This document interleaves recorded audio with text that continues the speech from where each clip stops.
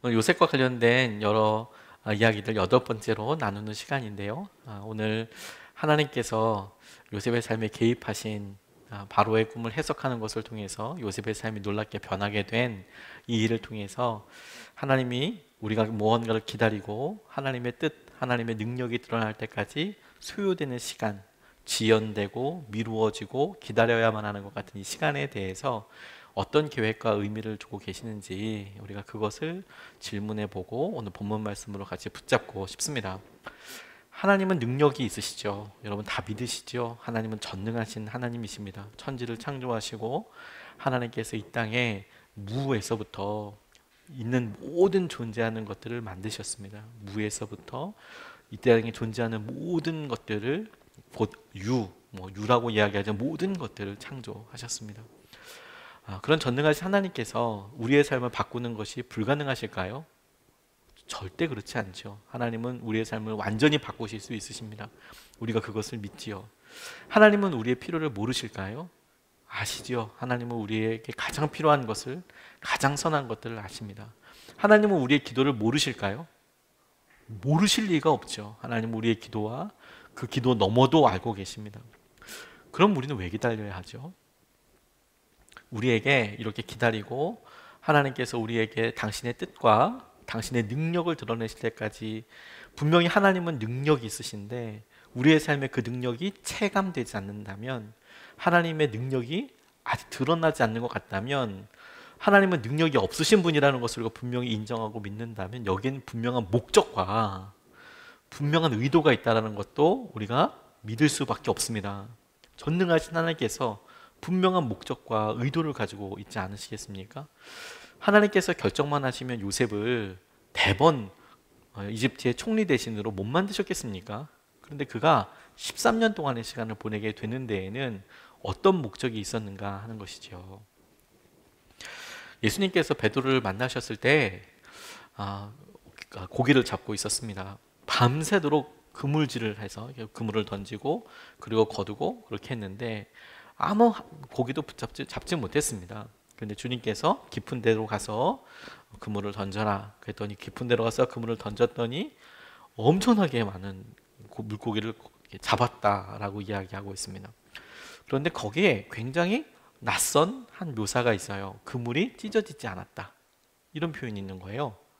또 요한복음에 보면 제자들이 부활하신 예수님을 만났지만 그럼에도 불구하고 갈릴리로 도망갔어요. 도망갔다는 표현이 전 맞을 것 같아요. 뭐 도망갔다라고 성경은 쓰여 있지 않지만 갈릴리로 갔습니다. 그리고 다시 거기서 또 그물질을 하면서 어부로서 살아가는데, 충격적인 것은 그 전에 어부이지 않았던 제자들도 같이 가서 그 자리에 함께 있었다는 겁니다. 또 베드로가 거기에 등장하고요. 주님께서 저 멀리 있는 제자들에게 밤이 새도록 아무것도 잡히지 않는 이 희한한 날에 다시 말씀하셨어요. 오른편으로, 너 배 오른편으로 그물을 던져라. 던졌더니 엄청나게 많은 그물을 잡았는데 거기도 똑같이 그물이 찢어지지 않았다라고 이야기를 해요. 그물은 어부에게 있어서 굉장히 중요한 자산이었습니다. 그가 한꺼번에 벌 수 있는 금액, 한꺼번에 벌 수 있는 능력, 연봉, 월급처럼 한 번 더 줘서 거두는 게 자기의 소유가 되는 거니까요. 근데 여기서 착각하기 쉬운 게 뭐냐면 그물에 잡혀있는 물고기가 자기가 아니라는 거예요. 그물에 잡혀서 그게 육지로, 무트로 올라오게 되는 게 자기 거예요. 그물에 많이 잡혀있는 것은 가능성은 굉장히 농후하죠. 이게 내 것이 될 가능성은 있지만 그게 내 것이 아닐 수도 있습니다. 가장 험한 경우가 뭐냐면 그물이 찢어지는 경우예요. 그러면은 물고기가 때로 이렇게 다니기 때문에, 특별히 물고기가 많이 잡혔을 때에는 그 구멍이 딱 뚫어진 대로 우르르 다 나가버린다고 합니다. 지금 그물로 생각하시면 조금 곤란합니다. 지금은 아주 튼튼한 실이 있어서, 그래서 그게 막 고기에 살을 파고들 정도로 그렇게 아주 튼튼하겠죠. 얇고, 그리고 그 코도, 그물 코도 촘촘해가지고 웬만한 애들도 다 잡히겠지만 당시에는 다 손으로 기웠거든요. 그리고 그 실이라는 것 자체가, 튼튼한 실이 그렇게 많지 않았습니다. 그러니까 이게 쉽게 찢어질 수도 있는 것이죠. 대부분의 우리 이런 섬유들, 실이 그렇듯이 물을 먹으면 일단 평소 때보다 더 약해지기도 하는데, 그러니까 이게 찢어지는 경우들이 있으니 찢어져 버리면 그 물고기는 다 잡지도 못하고 또 그물마저 찢어졌으니까 그걸 보수하는데 또 시간이 또 엄청 들어야 하고 그런 일이 많이 생기는 거죠. 우리에게도 참 비슷한 일이 많이 있어요. 우리는 우리의 캐파만큼 우리가 갖고 있는 능력만큼 확 다 잡히거나 그런 기회가 있으면 좋아라 합니다. 거기까지가 성공이라고 생각해요.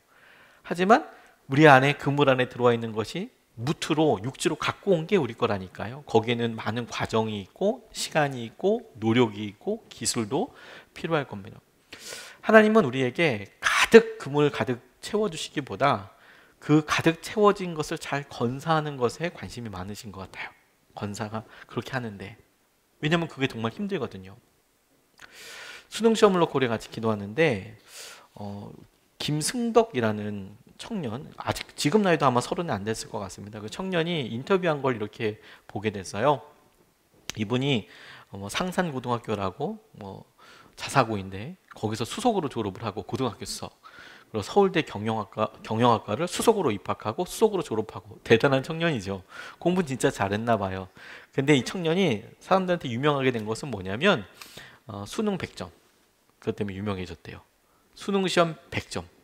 그러니까 궁금하잖아요, 여러분. 어떻게 수능 시험 100점 맞을 수 있는지 그런 거 한번 물어보고 싶지 않겠습니까? 그러니까 사람들한테 좀 유명해지고 그랬나 봅니다. 또 잘할 수 있는 게 천성이 공부여서 학교를 다니면서 회계사 시험도 통과하고 젊은 나이에, 어리다고 할 수 있는 나이에 막 그런 일들 다 이루었고 그랬더라고요.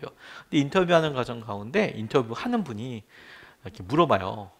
이렇게 물어보고 힘든 게 뭐 없었냐고 막 이러보는데, 고민하지 않고 자기가 제일 힘들었던 게 뭐냐면 사람들이 자기를 보는 기대하는 기대치, 점수치가 굉장히 높더라는 거예요. 그러니까 자기가 사람들한테 알려진 바는 수능 시험밖에 없지 않습니까?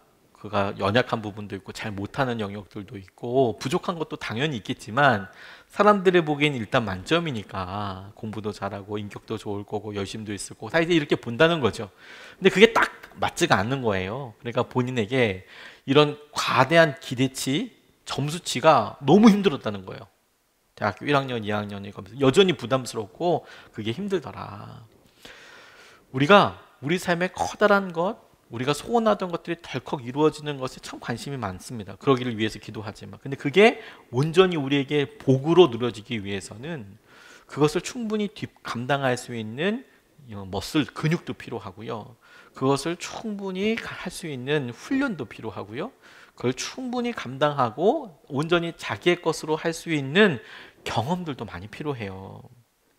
요셉에게 있어서 하나님께서 전능하신 하나님이심에도 불구하고 그렇게 훈련하시고 그에게 무언가 갖추어져야 될 것들이 있으셨기 때문에 이 긴 기간을 그에게 허락하시고 보여주셨다라고 저는 그렇게 붙잡았어요. 전능하신 하나님께서 요셉에게 그와 같이 시간을 드린 이유는 요셉이 전에는 없었지만 이 기간을 통하여서 분명히 붙잡게 되거나 혹은 그게 드러난다고 하잖아요. 전에는 있었지만 숨겨져 있었다가 잘 알지 못했다가 나 이런 재능이 있었네, 나 이런 것도 할 수 있었네, 이런 게 드러나는 것처럼 이 긴 훈련 기간 동안 그게 훈련되고 드러나게 되는 것까지 기다리게 하셨을 거다. 그리고 이 본문 말씀을 보니까 세 가지로 하나님께서 요셉에게 있어서 이와 같은 일들이 준비될 때까지 기다리신 거구나, 이렇게 깨닫게 됐어요. 그 첫 번째가 뭐냐면 용기입니다. 말하는 용기. 그리고 이 말하는 용기는 곧 하나님을 온전히 신뢰하는 데에서부터 오게 됩니다. 15절, 16절 말씀에 이렇게 나와 있어요. 바로가 요셉에게 말하였다. 내가 꿈을 하나 꾸었는데 그것을 해몽할 수 있는 사람이 없다. 나는 내가 꿈 이야기를 들으면 잘 푼다고 들었다. 그래서 너를 불렀다. 요셉이 바로에게 대답하였다. 저에게는 그런 능력이 없습니다. 임금님께서 기뻐하실 대답은 하나님이 해주실 것입니다. 하나님이 해주실 것입니다. 대답은 하나님이 해주실 것입니다. 라고 이야기하면서 꿈에 대한 이제 해몽을 쭉 이제 이야기하는 장면들이 나옵니다. 저는 여기서 주목하게 된 것이 무엇이냐면 하나님께서 알려주신다 믿습니다. 그리고 그것을 여전히 하나님은 지금도 저와 여러분들에게 말씀을 통해서나 큐티를 통해서나 설교를 통해서 말씀하고 계시지요. 요셉이 하나님에 대한 말씀과 하나님에 대한 이야기를 적어도 이집트에 있을 때보다 아버지 집에 있어서 들었을 가능성이, 더 많이 들었을 가능성이 비교할 수 없을 만큼 크다고 싶습니다. 아버지 집에 있을 때 당연히 그곳에서 드렸을 예배와 당연히 그곳에 부모님, 그 외에 또 부모님, 아브라함서부터 내려온 여러 이야기들에 대한 하나님이 어떻게 하셨는지에 대한 이야기를 당연히 듣게 되겠죠. 이집트에서는 아무도 그렇게 얘기해 줄 사람이 없겠죠. 그런데도 그가 아는 것에서 내가 알았기 때문이 아니라 그것을 내가 말할 수 있게 되는 것. 저는 요셉에게 있어서 그가 하나님의 뜻을 알아차리고 꿈을 해몽하는 것보다 더 중요한 것은 그가 하나님께서 알려준 그 꿈을 바로에게 이야기할 수 있었다라는 점이 더 크다라고 그렇게 믿습니다. 무슨 말인가 하면 하나님께서 바로를 통해서 알려주신 꿈의 내용은 7년 동안은 풍년이고 다시 7년 동안은 흉년이 이어지겠다라고 말씀하신 거예요. 총 14년이 걸리는 이야기입니다. 이 14년 동안 걸리는 이야기를 하나님께서 알려주셨는데, 그런데 이것이 그래 내가 이 꿈을 해석했어 라고 덜컥 알려주어서 내가 바로에게 하나님께서 이런 거 알려주셨습니다, 그것도 엄청나지만 진짜 중요한 것은 뭐냐면 자기가 하나님을 온전히 신뢰하지 않으면 이 14년은 지옥과도 같은 시간이 되는 거예요. 자기가 다룰 수 없는 그물보다도 훨씬 큰 물고기가 되는 것이죠. 왜 그런지 아십니까? 덜컥 그가 이후에 살펴보겠지만 이집트의 총리 대신이 되잖아요. 그럼 이 14년 동안은 그에게 있어서 날마다 1년 지나고 나면 흉년인지 풍년인지, 자기는 풍년이라고 이미 얘기했는데 흉년이 될 수 있는 여러 상황이 보일 수 있고, 그리고 뭐 힘든 여러 그런 일들이 계속 있게 되는 거죠. 1년은 그냥 하루 꾹딱 잔다고 해서 1년이 지나는 게 아니고 그만큼의 폭풍도 쳐야 되고 그만큼의 가뭄도 있어야 되고 그만큼의 비도 있어야 되는 거예요. 1년이 지나는 것은 그냥 깜빡 1년이 아니고요, 똑같은 좋은 날이 되는 게 아니고 그만큼의 병충해 뭐 이런 게 다 있고 지나가야 1년이 되는 거죠. 그리고 그 결과가 풍년이어야 되는 거예요. 그렇게 7년이어야 되는 거예요. 그 중에 한 번이라도 틀리면 어떻게 될까요? 이거 거짓말 하는 사람이네. 심지어 흉년일 때도 마찬가지 아니겠습니까? 그건 굉장히 어려운 거예요. 자, 14년 동안의 여러 이야기를 할 때 요셉에게 있어서 그가 바로 앞에서 내가 이것을 이야기하고 14년 동안에 있을 일을 감히 이야기하고, 그리고 14년 동안을 자기의 온전한 하나님께서 축복해 주시고 동행하는 시간으로 삼을 수 있었던 비밀은 뭐냐면 그가 주님을 온전히 신뢰할 수 있었기 때문이에요.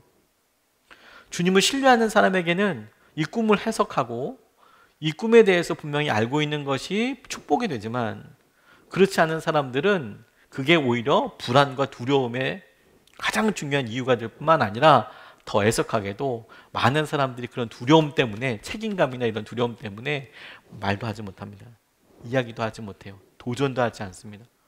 그러니까 우리의 모든 삶에, 우리의 믿음 생활하는 우리들에게 있어서 하나님의 뜻을 알지 못해 그것에 대한 여러 한계들보다 실제 우리 삶에 더 깊은 영향력을 주는 것은 뭐냐면 하나님이 뜻을 알려주시고 하나님이 어떻게 할 것이라는 걸 보여주셔도 우리가 그것을 말로 표현하거나 구체적으로 순종하지 않는다는, 그렇게 할 수 있는 용기와 하나님께서 그렇게 책임져 주실 것이라는 신뢰를 우리가 드리지 못하는 것이 사실 더 큰 문제인 거예요. 더 큰 문제. 시도해보지 않는다. 하나님의 뜻대로 표현해보지 않는다. 요셉에게 있어서 그가 감옥 생활을 하면서, 그가 노예로 살면서 하나님께서 작은 거라도 하나님 앞에 주신 말씀을 말할 수 있고 하나님을 의지할 수 있는 용기에 대해서 말하고, 그것이 하나님을 의지하는 것에서 나오는 것을 요셉을 훈련시킨 것이라고 저는 믿습니다. 부시 파일럿이라는 책을 쓰신 오현호라는 분이 뭐 여러 에피소드 중에서 제가 참 기억에 많이 남는 게 뭐냐면, 이분이 젊은 청년들이 이제 인턴 과정을 이제 겪게 되는데, 신청을 하게 되는데 참 좋은 프로그램이 있어서 그 인턴 과정을 신청했다는 거예요. 해외에 나가서 뭐 하는 그 인턴 과정은 당연히 경쟁률은 엄청나게 많고요. 뭐 여러 가지 볼 수 있는 것들도 많고요. 심사도 철저히 하는데 그래도 자기도 써서 이렇게 냈답니다. 그리고 여러 이제 뭐 검사 뭐 이렇게 쭉쭉 올라가다가 이분은 떨어졌어요. 뭐 쟁쟁한 사람들이 많이 있고요. 아주 좋은 기업에서 돈을 많이 들여서 하는 프로젝트인데 꼭 자기는 하고 싶었지만 덜컥 떨어져 버린 거예요. 그래서 최종 합격자가 다 이제 발표가 다 끝났어요. 자, 그런데 이분이 끝나고 난 다음에 다시 그 인사 담당자에게 전화를 했대요. 전화를. 보통 이제 이런 경우는 따지잖아요. 내가 왜 안 냈냐고. 심지어 요즘은 부모님이 전화하기도 한다면서요. 그 직장 떨어지면 엄마가 전화해서 얘가 왜 떨어진 거냐고 항의하는 그런 사람들도 있다고 하던데, 그런 항의 전화를 한 게 아니고 자기가 왜 떨어졌는지 이유를 좀 내가 배우고 싶다고. 떨어진 이유를 자기가 겸손하게 진짜 배우고 싶다고, 왜 떨어졌는지 좀 알려달라고. 근데 인사 담당자가 보통은 알려주지 않죠. 그런데 이미 이제 결과도 다 났고 합격자도 다 발표가 난 상태이고 또 청년인데 막 화를 내고 이러는 게 아니라 본인이 이제 귀하잖아요. 그게 예쁘게 보였나 봐요.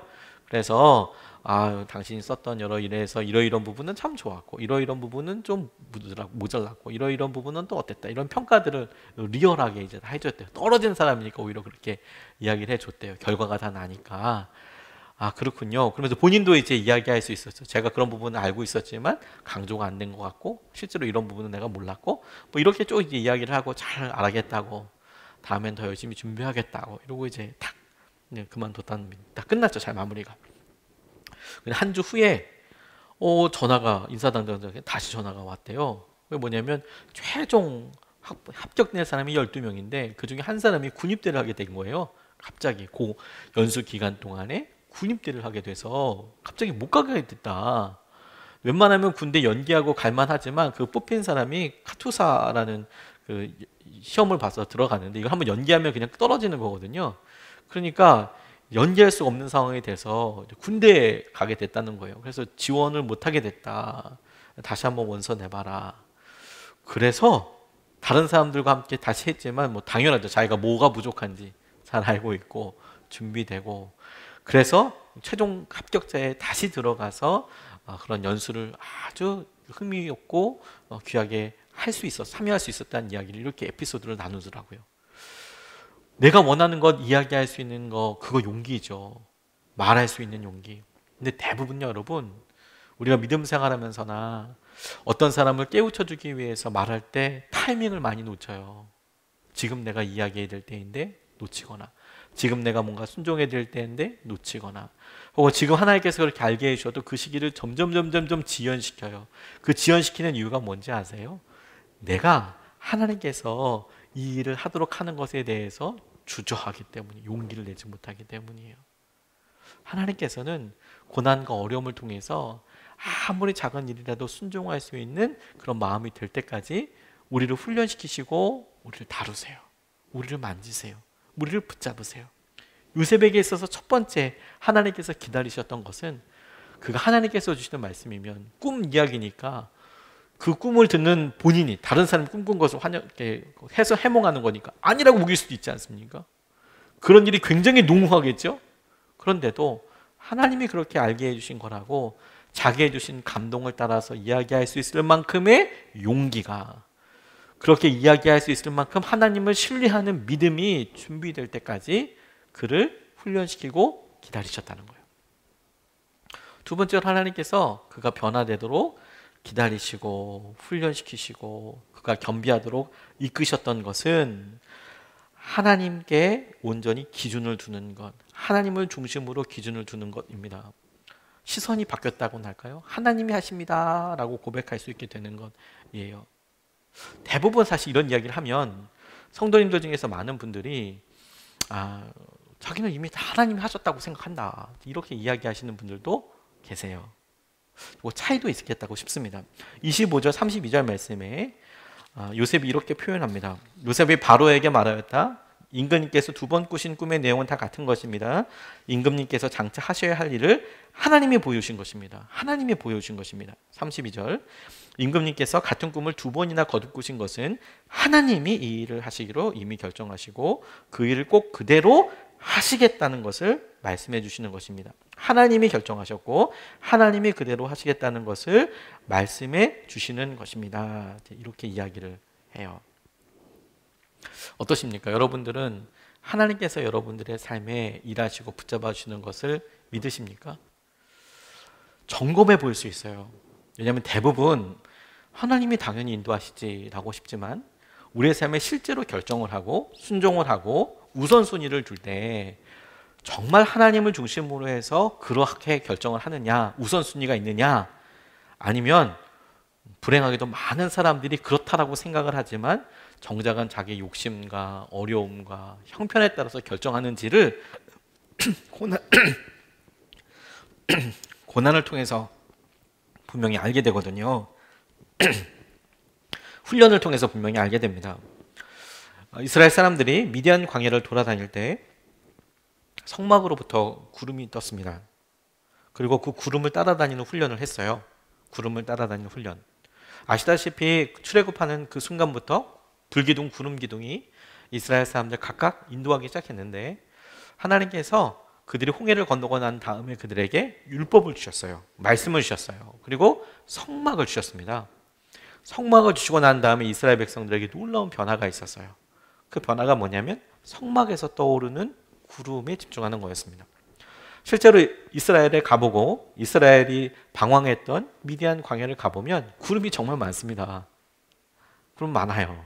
물론 그 구름이 불기둥, 구름기둥, 그래서 정말 차이나는 그런 구름이었겠지만 보통 구름이 아니었다는 거예요. 그래서 성경은 딱 집어서 강조하게 하고 있는 게 뭐냐면 성전에서부터 떠오르는 구름이었어요. 성전에서부터.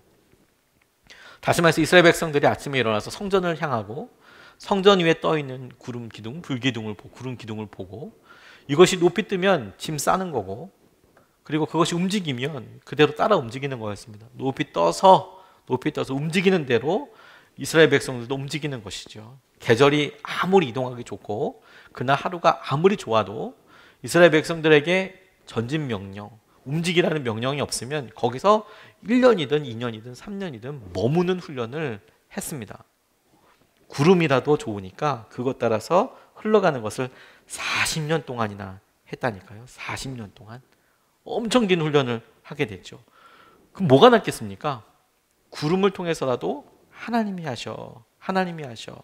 그런 것들을 살펴보고 알 수 있도록 해주시는 거거든요. 그 훈련을 시키시는 거예요. 성막으로부터 떠오르는 그 구름을 내가 보고 저런 거를 통해서도 하나님이 인도하셔. 우리의 삶의 기준이 그렇게 분명히 잡혀져 있느냐. 저는 일본에 대해서 선교하고 기도하게 됐을 때 이런 하나님 아픔에 대해서 공감한 적이 있어요. 일본에 3.11 동일본 대지진이 있을 때 저는 당시 청년 담당을 하고 있었기 때문에 일종의 그곳에 선교를 가기 위한 선발대 그런 역할로 한국교회 몇몇 청년부들이 크게 열심히 활동하고 있는 교회 청년 담당 목사님들 몇 분이 일본 쓰나미 피해 현장으로 급파되게 된 적이 있었을 때 저도 함께하게 되었습니다. 센다이까지 이시노마키 센다이 이 근처까지 도쿄에서 한 700km, 720, 750km 정도 됩니다. 엄청 길어요. 쭉 가게 됐는데 비행기 이런 건 못 뜨니까 이제 쭉 가서 밤새도록 거의 실려가듯이 실려갔습니다. 시간이 한 700km가 넘으니까 엄청 멀겠죠. 그렇게 실려가는데 또 구호물품이랑 같이 있다 보니까 몸도 다 짐이었어요. 다 짐에 제가 얹힌 건지 제가 짐에 파묻힌 건지 모를 정도로 차 안에 짐이 꽉 실어서 구호품 전달해야 될 게 많으니까 쭉 들어가게 됐는데요. 방호복 입고 다녔죠. 당시만 해도 후쿠시마 발전소가 막 끓을 때였으니까요. 거기 때 들어가는데 같이 갔던 목사님들이 이시노마키 항구에 도달했을 때 아무 말도 하지 못할 만큼 너무 큰 충격을 받았어요. 동영상도 보고 여러 상황들을 알고 들어갔지만 실제로 육안으로 눈으로 보는 것은 너무 충격적이었고 마음이 너무 아팠거든요. 그냥 아무 말 할 수 없이 다 울었습니다. 그냥 시선이 보이는 모든 곳에 집이 없었어요. 저희가 도착해서 내렸던 곳은. 근데 집이 있었다는 것을 어떻게 아냐면 화장실 타일 있지 않습니까? 화장실 타일들이 이렇게 있는 거예요. 일본은 되게 규격화해서 많이 만들거든요. 그러니까 나무 이렇게 있는데 화장실 타일이랑 부엌 싱크 이런 거 있잖아요. 거의 똑같은 형태로 이렇게 만들었나 봐요. 그게 콕콕콕콕 있는 거예요. 그런데 그냥 벌판에다가 화장실 타일을 깔지는 않았을 거 아니에요. 그만큼만. 그게 눈에 보이는 데까지 전부 다 그 집이 있었을 텐데 싹 없어진 거예요. 상상해 보세요. 일본의 그런 항구 도시에 해변가에 있는 집은 얼마나 아름다웠을까? 얼마나 비쌌을까요?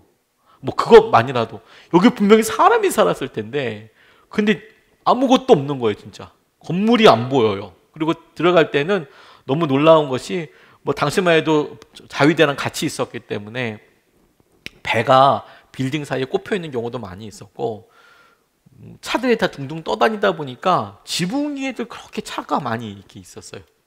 지붕 위에. 그래서 자위대나 함께 일하는 사람들이 불도저 가지고 길만 낸 상태였습니다. 뭐 그냥 잔해물, 콘크리트, 뭐 아무튼 별의별 게 다 떨어져 있어서 그냥 쓰레기 덤이었어요. 뭐 건물 이런 게 없고. 근데 그 앞에 해변가에는 아무것도 없고요. 문득 제게 계속 하나님께서 충격적이었던 게 뭐냐면 이런 일들을 하나님 외에 다른 무언가가 했을 거라고 생각이 안 드는 이런 엄청난 일을 이런 어마무시한 일을 하나님 말고는 다른 어떤 원인이 있겠다고 생각할 수가 없을 만큼 너무 충격적이었거든요. 근데 바로 드는 내용이 뭐냐면 그런데 하나님이 하셨다고 이야기하면 너무 마음이 아픈 거예요. 하나님 너무 여기서 이렇게 많은 사람들이 당시만 해도 집계가 안 돼 있을 텐데 여기서 얼마나 많은 사람들이 죽었는지 모르겠는데 이걸 하나님이 했다고 하기에는 너무 마음이 아프고 너무 잔인하다는 생각이 들었었어요.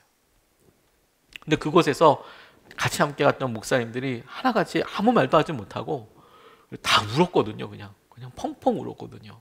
너무 마음이 아파서. 근데 그곳에서 기도하면서 하나님께서 제게 전혀 다른 방향의 질문을 하나 더 하셨어요. 이건 하나님이 하셨냐? 하나님이 하지 않으셨냐? 그것 가지고 교리적으로 싸우고 하나님이 그렇게 했으면 악은 뭐냐? 막 이런 식의 접근이 아니라 하나님 아니면 이것은 설명될 수 없는데 그럼 하나님이 이 일을 하셨다면 그렇다면 하나님께서 의도하신 목적은 뭘까? 하나님이 이렇게까지 해서라도 이렇게 많은 사람들의 생명을 통해서라도 하나님께서 정말 하고 싶으신 일은 뭘까? 그리고 그 일에 나는 어떻게 순종해야 하는 걸까? 그렇게 질문할 때까지 하나님께서 그 고통과 어려움 가운데 저를 세워두시더라고요. 하나님은 어떤 마음으로 이렇게 행하시고 이렇게 붙잡아 주시고 이런 일들을 하게 하실까? 제 믿음이 제 선교의 마음이 피상적이었다가 그렇게 살갑고 직접적으로 확 마음으로 다가온 적은 없었어요. 하나님이 그렇게까지 해서라도 하시는 목적과 이유가 분명히 있으실 거다. 다시 요셉의 이야기로 돌아가 보죠. 요셉이 하나님이 하실 거예요 라고 대답했단 말입니다. 그가 이제 바로 와서 하나님이 하실 거라고 이제 바로의 꿈을 해석하면서 하나님께서 이 모든 이루실 거라고 우리는 그 장면만 생각하고 우리도 그렇게 쓰임받을 거라고 이야기하지만 우리가 한 가지 간과하는 게 있습니다. 그가 지금 이 순간에 하나님이 하실 것이다 라고 이야기하기 위해서 그의 삶에는 참 많은 고난과 아픔이 있었어요. 첫 번째, 배신당했어요. 그가 누구한테? 형들한테. 그거 누가 한 건가요? 내가 배신당했습니다. 너무 아파요. 힘들어요. 그건 누가 한 건가요? 그가 노예로 팔려왔어요. 우리는 잘된 것만 생각하잖아요. 노예로 팔렸어요. 노예 생활을 10년 이상 합니다. 그건 누가 하신 건가요? 누가 허락하신 건가요? 그가 나중에 거기서 조금 어떻게 좀 잘 돼보려고 하는 그런 기미가 좀 있었어요. 그래서 좀 잘 돼보려고 하는데 인정받고 좀 잘 되려고 하는데 이젠 죄수예요. 억울하게 누명을 썼어요. 그건 누가 하신 건가요? 그의 배신도, 그의 팔려짐도, 노예가 되는 것도, 그가 억울한 누명을 쓰고 죄수가 되는 것도, 그의 삶에 있어서 어느 것 하나도 그가 나중에 어떻게 될 거야 이걸 하나님께서 보여주신 다음에 그를 이끌어 가신 구체적으로 보여주신 다음에 이끌어 주신 게 아니라 물론 꿈을 꾸긴 했지만 아직 그 꿈 생각을 요셉이 못하고 있다고 생각을 한다면 그의 삶은 사실 굉장히 녹록지가 않고 그가 바로 이집트 왕의 꿈을 해석하기로 결정이 된 그 전날까지도 내가 감옥에 들어온 이유, 내가 배신을 당한 거, 그건 누구 때문이냐라고 고민을 할 수밖에 없었지 않겠습니까?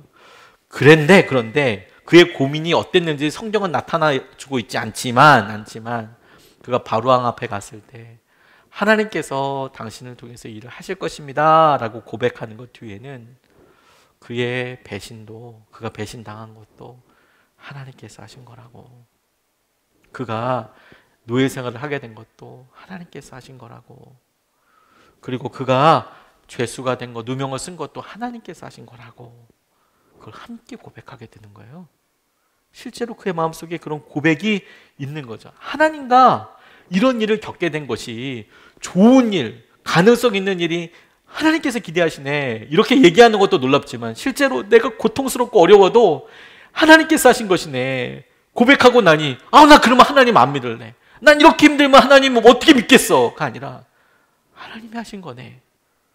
그럼 저는 뭘 해야 할까요? 그러면 하나님이 하신 건데 그 긴 기간 동안 하나님이 하신 거라면 나는 이 배신감을 어떻게 처리하고, 나는 이 노예 생활을 어떻게 생활하고, 나는 이 감옥 생활을 어떻게 해야 할지, 난 어떻게 해야 될지 하나님이 하신 거라면 그것에 대한 분명한 믿음의 고백이 준비될 때까지인 거예요.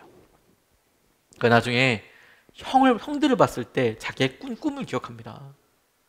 그리고 그 형들에게 나중에 자기의 신분과 정체를 밝힐 때 뭐라고 고백하는 줄 아세요? 하나님께서 이렇게 어려운 일이 생길 줄 알고 나를 여기 미리 보내셨노라고 그렇게 이야기합니다.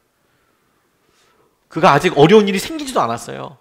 그가 지금 우리가 읽었던 이 본문의 시점으로 앞으로 어려운 일이 닥칠 거야, 어떨 거야, 그런 상상을 했겠습니까? 바로의 총리 대신이 될 거라고 생각을 했겠습니까? 그런데 마음 하나는 준비되어 있었어요. 하나님께서 인도하셔. 고통과 어려움과 배신과 여러 일들을 하나님과 연결시켜. 하나님이 하실 거예요. 그리고 하나님을 원망하지 않아요. 하나님께서 하시는 것들을 바라보고 인도해 주세요.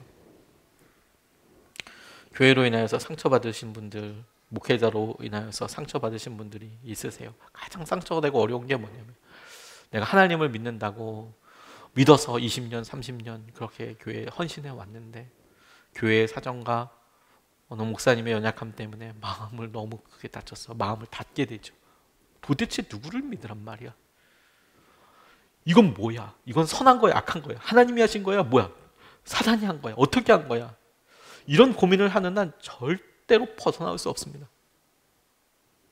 마음이 아프고 힘들지만 하나님은 우리 심정을 아시잖아요. 하나님이 하셨어요. 그런데 하나님이 하십니다 라는 고백은 내가 힘들고 어렵지만 그럼에도 불구하고 하나님께서 나를 붙잡고 계시고 함께 하시고 하나님 중심으로 어떻게 해야 할지를 표현하고 나아가게 되는 믿음의 도전이 되는 거예요. 이게 요셉에게 있었던 두 번째 놀라운, 하나님이 기다리신 거예요. 그가 마음속에 용서하지 못하고 내 복수할 생각 가지고 있고 원망하는 마음으로 계속 갖고 있는 한 하나님께서는 그 다음으로 넘기실 수가 없어요. 그 다음으로 그를 축복하실 수가 없어요. 아니, 자기가 성공하면 사람 죽이겠다, 복수하겠다는 사람을 어떻게 축복하실 수 있겠습니까? 하나님이 기다리세요. 그의 마음속에 하나님이 온전히 삶의 기준이 되실 때까지. 그게 우리가 지금 처하고 있는 기다림의 혹은 고난의, 고통의 중요한 이유이고 중요한 목적이 됩니다. 주님이 우리가 완전히 우리 삶의 주님이 중심이시고 왕이 되실 때까지 기다리고 계세요. 마음도 감정도. 마지막 세 번째, 하나님께서 기다리시고 하나님께서 계속해서 요셉을 다루셨던 것은 그의 삶 자체인데, 하나님께서는 요셉의 배움을 그가 알고 깨닫고 배우는 것이 충분히 채워질 때까지를 기다리셨어요. 마침내 그가 하나님 보시기에 준비되게 되셨을 때 하나님께서 이집트 왕을 통하여서 요셉을 만나게 하시고 그에게 기회를 허락하십니다. 33절에서 36절까지의 말씀에 이렇게 나와 있습니다. 이제 임금님께서는 명철하고 슬기로운 사람을 책임자로 세우셔서 이집트 땅을 다스리게 하시는 것이 좋을 듯합니다. 임금님께서는 전국의 관리들을 임명하셔서 풍년이 계속되는 7해 동안에 이집트 땅에서 거둔 것의 5분의 1을 해마다 받아들이도록 하심이 좋을 듯합니다. 앞으로 올 풍년에 그 관리들은 온갖 먹거리를 거두어 드리고 임금님의 권한 아래 각 성읍의 곡식을 갈무리하도록 하십시오. 이 먹거리는 이집트 땅에서 7해 동안 이어갈 흉년에 대비해서 이때에 이 나라 사람들이 먹을 수 있도록 갈무리에 두어야 합니다. 그렇게 하시면 기근이 이 나라를 망하게 하지 못할 것입니다. 라고 그가 대답합니다. 근데 저는 이 말씀을 요셉이 이집트 왕의 꿈을 해석하고 그게 7년의 풍년과 7년의 흉년입니다 라고 대답한 이후에 그가 나름대로 이와 같은 일들을 어떻게 대비하면 좋을지에 대한 솔루션을 이야기한 답안지라고 생각하게 됐어요. 보통 여러분, 우리가 내일 만약 사회 시험을 본다면 시험 범위를 두고 여기서부터 여기까지 시험 문제가 나와, 혹은 이 책에서 시험 문제가 나와 준비할 수 있죠. 내일은 경제에 대해서 시험을 봐. 그러면 그거에 대해서 준비할 수 있죠. 정치에 대해서 나와. 그러면 준비할 수 있겠죠. 그런데 시험 범위도 없고 그리고 시험 과목도 모르는 상태로 요셉은 정작 굉장히 중요한 문제를 마주하게 됐습니다. 논술시험이라고나 할까요? 바로 앞에 갔어요. 꿈을 해석한다는 것 때문에 갔습니다. 그런데 꿈 해석을 딱 듣고 나니까 그것에 대해서 하나님께서 하신 것을 자기가 이야기할 수 있었어요.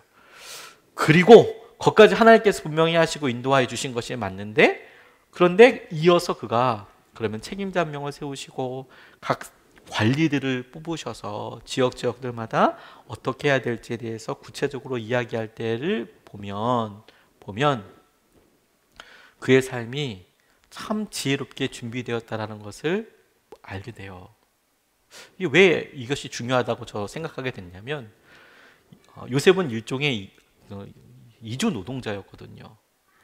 그는 헤브론 지역에 부엘라헤로이나 부엘세바 요 근처를 돌아다니던 유목민이었어요. 이스라엘이 그 근처 살았거든요. 그러니까 그쪽에서 양치던 사람이에요. 도단은 아주 북쪽에 있었습니다. 이집트랑은 정반대쪽이에요. 아마도 요셉이 그가 노예로서 팔려갔던 시점이 이집트에 처음 갔을 가능성이 굉장히 높아요.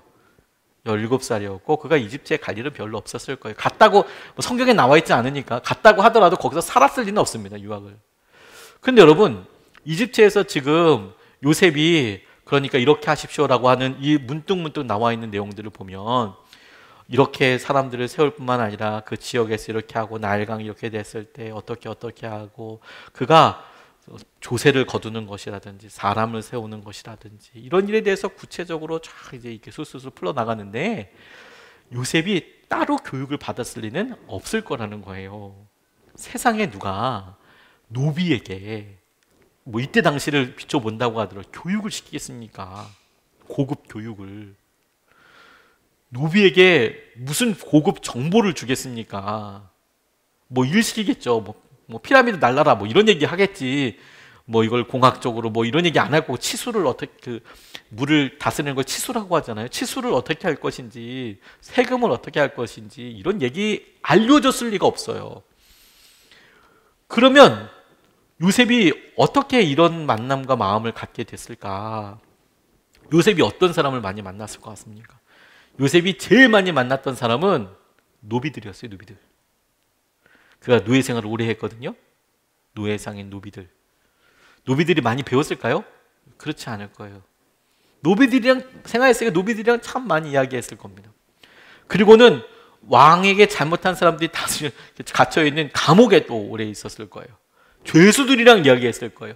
죄수들이 삶의 마지막에서 악이 받쳐있는 상태에서 요셉에게 친절하게 알려줬을 리 없고, 그곳에는 정치범도 있었겠지만 잡범도 있었을 거고요, 흉악범도 있었을 것이고 별의별 사람들이 다 있었을 겁니다. 그래서 이 만남이 도대체 무슨 의미야? 라고 생각할 만큼 노예들과 죄수들을 만났어요. 그런데 그의 13년이 그가 바로왕 앞에 있을 때 바로 주위에 있었던 모든 지혜로운 사람들보다도 더 놀라운 대안을 얘기하고 그의 삶에 이렇게 증거하는 내용을 보면 그에게 선생님이 있었을 거예요. 그 선생님이 누군지 아십니까? 죄수들, 노예들. 저는 이게 굉장히 중요하다고 싶어요. 교수님들이 학생들의 답안지를 보면 다 학생들이 막 쓰죠. 뭐 일단 생각나는 거 다 쓰죠. 논문 쓰면 일단 생각나는 거 다 쓰죠. 근데 교수님들은 기가 막히게 잡아낸다는 거 아닙니까? 단어를 쓴다고 맞는 게 아니고 얘가 지금 알고 쓰는지 모르고 쓰는지를 잘 잡아내죠. 또 그게 교수의 또 역할이에요. 안 속습니다. 잘 기가 막히게 알아냅니다. 바로가 요셉이 하는 이야기를 듣고 야, 우리 주위에 내 주위에 이 사람처럼 탁월한 사람이 있겠는가라고 깨닫게 되는 거잖아요. 이 모범 답안이 바로가 실제로 이집트를 다스리면서 아 그렇게 되면 되겠구나라고 그렇게 수긍이 갈 만큼 그에게 많이 와 닿는 내용이었을 거예요. 근데 요셉이 그런 것들을 어디서 배웠다고요? 그가 누굴 통해서 배웠다고요? 노예들 그리고 죄인들. 한 사람도 요셉에게 있어서 그가 만나는 한 사람도 쓸데없는 만남이 아니라 하나님이 이 사람을 통해서 내게 중요한 것을 배우게 하시는구나. 하나님께서 내 삶에 있어서 이 사람과 이 사건을 통해서 내게 중요한 것을 알려주시는 거구나. 그게 쌓이고 쌓이고 쌓였을 때 하나님께서 당신의 일과 목적들을 드러내시는 거예요. 요셉이 충분히 자기의 알므로 배움으로 충만하게 됐을 때 저희 집사람 이야기를 좀 같이 나누는데요. 저희 집사람이 이제 저와 함께 이제 사역을 하면서 참 많은 도움을 주고 있는데 저희 교회도 요즘도 그렇지만 집사람이 자매님들을 주로 많이 만나요. 아니 자매님들을 만나요. 저는 자매님들을 잘 웬만하면 만나지 않습니다. 본당에서는 잘 만나지만 따로 만나는 일은 전혀 없고요. 1대1로 따로 만나는 경우는 전혀 없고 저희 집사람이랑 같이 만나거나 이제 그렇게 약속을 잡지요. 청년 사역을 할 때 저희 교회에 청년들 예쁜 자매들이 많이 있었습니다. 그런데 이 자매님들이 정말 진실하게 믿음 생활하기를 원했어요. 그것 자체가 또 얼마나 또 아름다워 보이는지 몰라요. 그런데 이야기를 이렇게 나누다 보면 자기가 정말로 하나님을 바라보는 것 때문에 바라보기 때문에 이야기를 나누게 되거든요. 도움을 요청하고. 그리고 그건 참 귀하죠. 그런데 이야기를 나누다 보면 저는 남자인 경우도 있고 그리고 앞으로도 이 사람과 계속 교제를 해야 하잖아요. 그러니까 이제 혼자서 1대1로 이렇게 듣기에는 조금 더 지혜로워야 되는 상황들이 있다는 것을 여러 번 경험하게 돼서 처음에는 아무것도 모르고 있다가 아 이럴 때는 좀 같이 듣는 게 좋겠고 다른 사람들이 이렇게 볼 때는 조금 오해할 수도 있겠구나. 청년들이 주로 이제 오후에 저녁에 활동을 하지 않습니까? 직장 갔다 오거나 대학 갔다 오면 일찍 교회 와서 있는 게 아니라 늦게 자기들끼리 힘들고 이러면 오는데 한 8시, 9시 거의 일찍 온 거죠. 한 10시 이렇게 와서 속상하고 남자친구랑 헤어지고 막 울어요.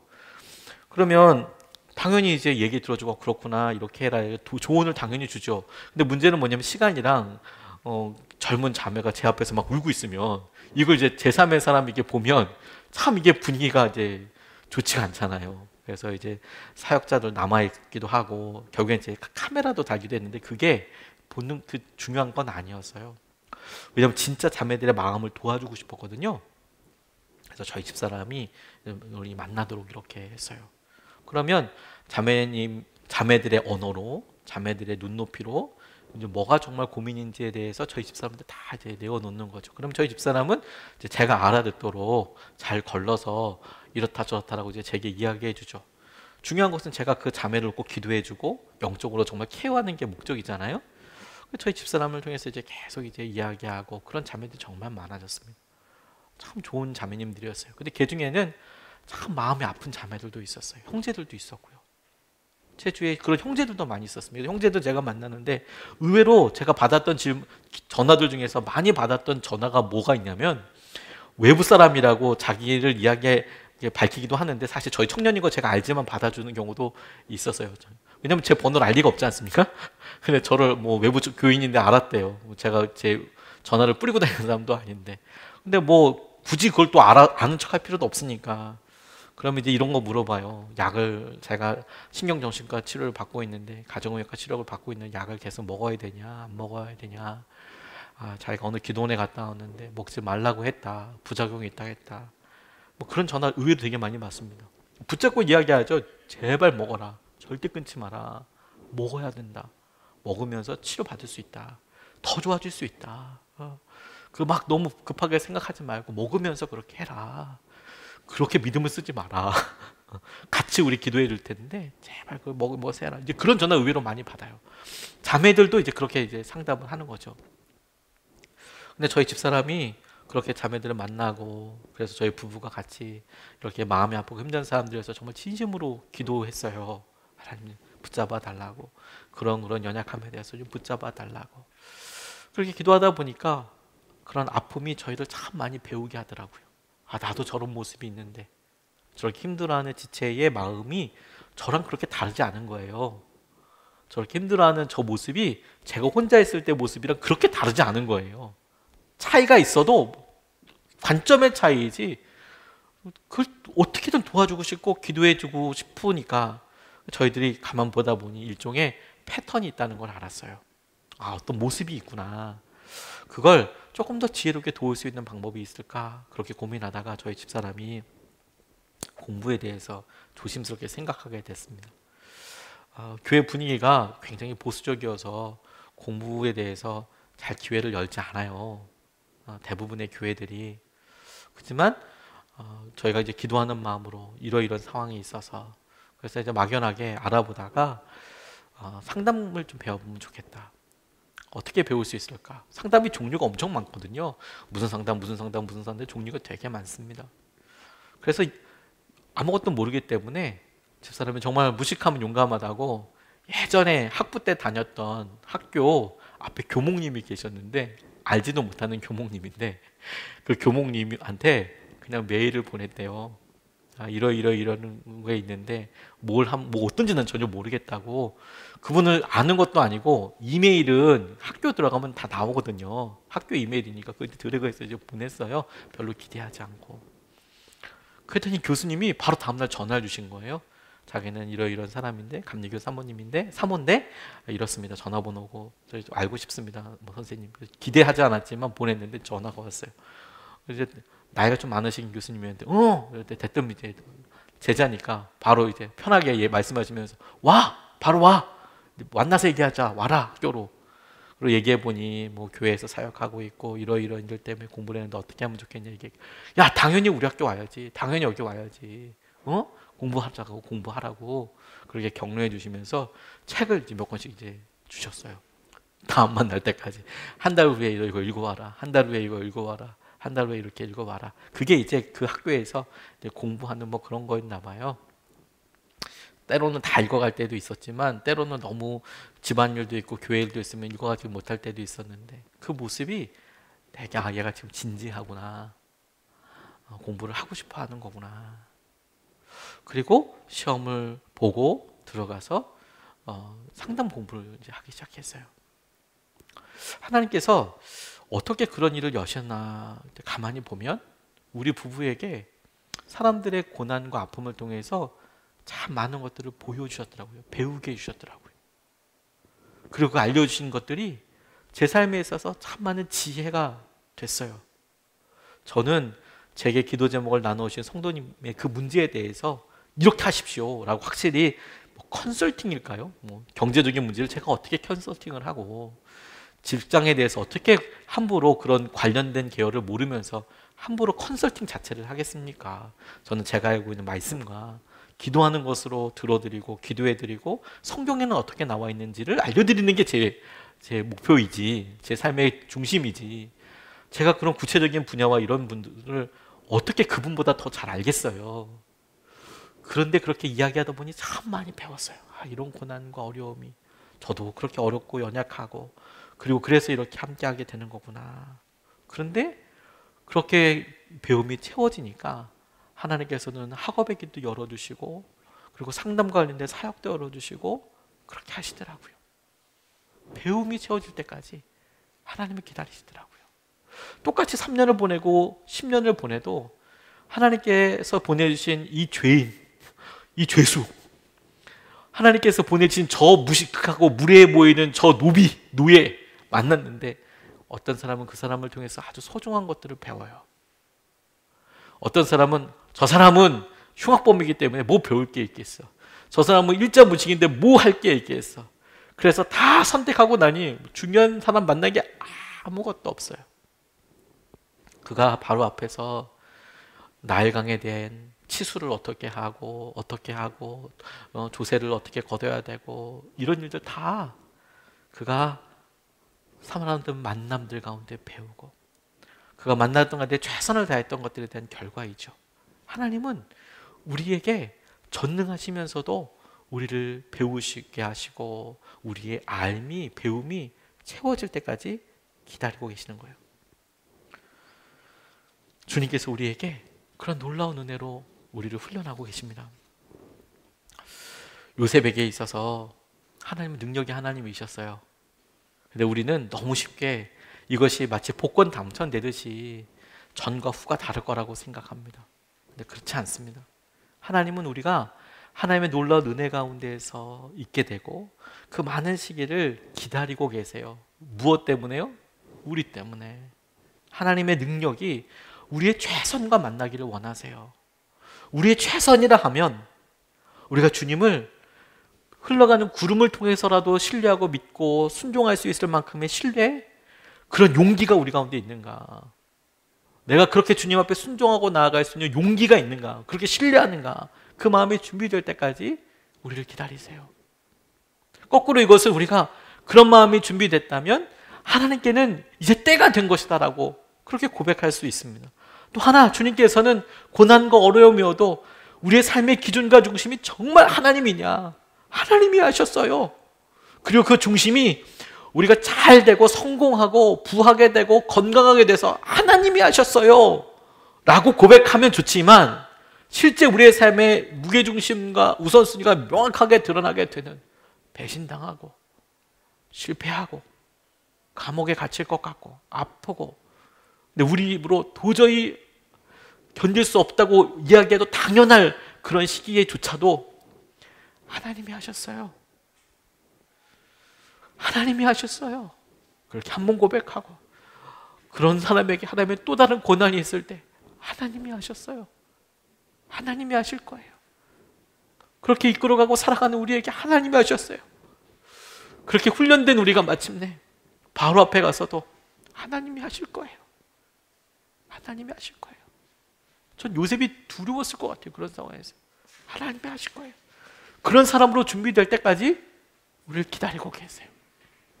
또한 하나님께서는 우리를 여전히 지금도 가르치고 계십니다. 우리의 배움이 이집트를 경영할 수 있을 때까지 충분히 차오르기를, 우리에게 허락하신 물고기들을 한 마리도 놓치지 않고 우리의 몸과 마음이 상하지 않고 건사할 수 있을 때까지, 우리가 다 우리의 것으로 다 소유할 수 있을 때까지, 복으로 주신 것이 복으로 연결될 수 있을 때까지 우리를 만나게 하시고 배우게 하시고 가르쳐 주셔서 우리의 그릇이, 우리의 삶이 준비되도록 이끌어 계세요. 한번 상상해 보세요. 마침내 그가 하나님께서 보시기에 마지막 사람까지 만나서, 네가 조세와 뭐 이런 여러 가지 준비되었을 때 하나님 그때까지 기다리시다가 바로에게 꿈을 꾸게 하시는 거예요. 이제 때가 됐어. 이제는 바로를 만나야 될 때가 됐다. 하나님은 전능하시죠. 하나님은 전지하시죠. 하나님은 그 일을 요셉이 준비되고 요셉이 그렇게 마음의 중심이 확실히 설 때까지 기다리셨어요. 저희에게도 똑같이 주님이 그렇게 하신다고 믿습니다. 고난과 어려움 가운데서도 주님이 우리의 고백을 보시고 우리의 삶을 쓰실 줄로 믿습니다. 우리가 찬양하고 기도하고 싶습니다.